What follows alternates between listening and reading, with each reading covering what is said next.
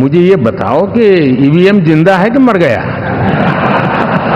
मुझे तो लगता था कि शायद इस बार वो ईवीएम की अर्थी का जुलूस निकालेंगे, लेकिन 4 जून शाम आते आते उनको ताले लग गए, ईवीएम ने उनको चुप कर दिया।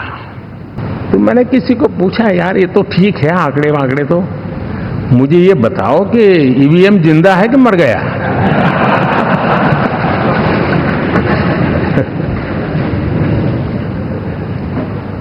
क्योंकि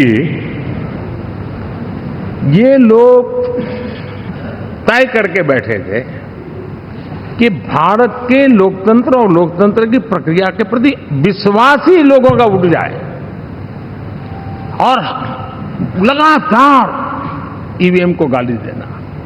और मुझे तो लगता था कि शायद इस बार वो ईवीएम की अर्थी का जुलूस निकालेंगे, लेकिन 4 जून शाम आते आते उनको ताले लग गए, ईवीएम ने उनको चुप कर दिया।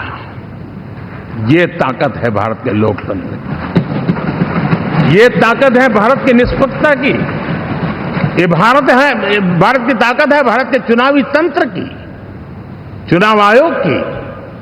और मैं मानता हूं कि ये आशा करता हूं कि 5 साल तो अब ईवीएम शायद मुझे नहीं सुनाई देगा, लेकिन जब 29 में हम जाएंगे तो फिर से शायद ईवीएम को लेकर के नाचने की शुरुआत करेंगे, क्योंकि इनके सुधरने की संभावना बहुत कम है। आप देखिए, चुनाव के समय मैंने पहली बार देखा, शायद हर तीसरे दिन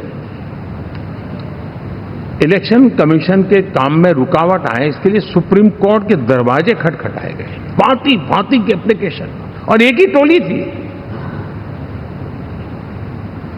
और लोकतंत्र के प्रति जिनका भरोभार अविश्वास है, ऐसे लोग सुप्रीम कोर्ट का उपयोग करते हुए कैसे रुकावट डाले, इसका निरंतर प्रयास करते रहे। और चुनाव आयोग की ताकत का एक बड़ा हिस्सा अदालतों में, इस पीक अवर्स में, चुनाव के पीक अवर्स में, यानी कितनी निराशा लेकर के ये लोग मैदान में आए थे कि उन्होंने पूरा हमला उसी इंस्टीट्यूट पे लगा दो, ताकि चुनाव के कोई भी परिणाम आए हम दुनिया के सामने भारत को भी बदनाम कर लें। ये षड्यंत्र का हिस्सा था दोस्तों, और कभी भी देश उनको माफ नहीं करेगा। साथियों,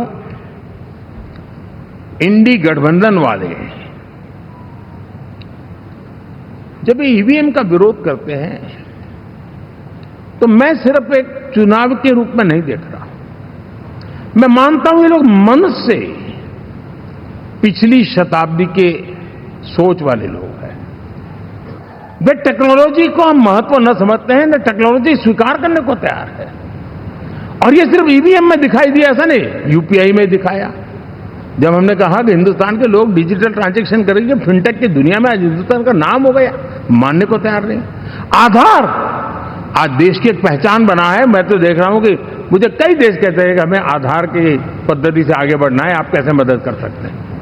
उस आधार को रोकने के लिए सुप्रीम कोर्ट में बार जाकर के परेशानियां पैदा की। यानी मूलतः ये प्रगति के विरोधी, आधुनिकता के विरोधी, टेक्नोलॉजी के विरोधी इंडी अलायंस हमने देखा है